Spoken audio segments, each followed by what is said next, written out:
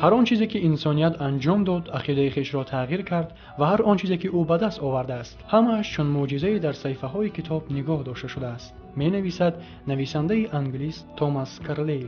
در حقیقت هم کتاب دوست به همتو است که همیشه مورد ستایش ادیبان و شخصیت‌های معروف تاریخ قرار گرفته خواننده‌اش را به راه درست زندگی هدایت می‌نماید و در ضمیرش احترام و محبت را بیدار کرده او را از تجربه سرگذشت قهرمان‌های کتاب برخوردار می‌نماید. یکی از این گونه اثرهای خواندنی و دوست داشتنی رمان نویسنده گرجی نودر دونبادزه با نام بقای آدمیت میباشد که میان خوانندگان زود مخلصان زیاد پیدا کرده نویسنده‌اش را خیلی شهرتیار نمود. رمان مذکور اساساً از خاطرات و اندیشه و خلاصه‌های یک بیمار که او را با سبب خروج سکته دلش به بیمارخانه می‌آورند نقل می‌کند. این بیمار باشد نفر زیایی سردبیر روزنامه جمهوریوی گرجستان بچن رمیشلیوی میباشد که زندگی او را از پستی و بلندی‌های زیاد گذرانیده نهایت با آزار سکته دل به بستر بیماری انداخته است.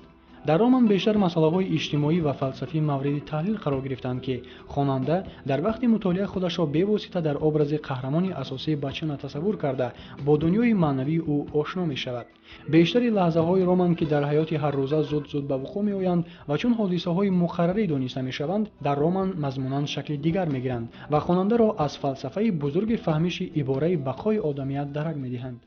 اسلوب نوشت رمان خیلی ساده و فهم است. خواننده رمانی مذکور را خوانده ایستاده همراه بچن رمیشلیوی با سختی‌های روزگار نورسی و جوانی روبرو شده با آنها استوارانه مبارزه می‌برد. ابراز بچن نمونه عبرت انسانی کامل و روزنامه‌نگاری صادق است که همیشه برای حقیقت مبارزه می‌برد.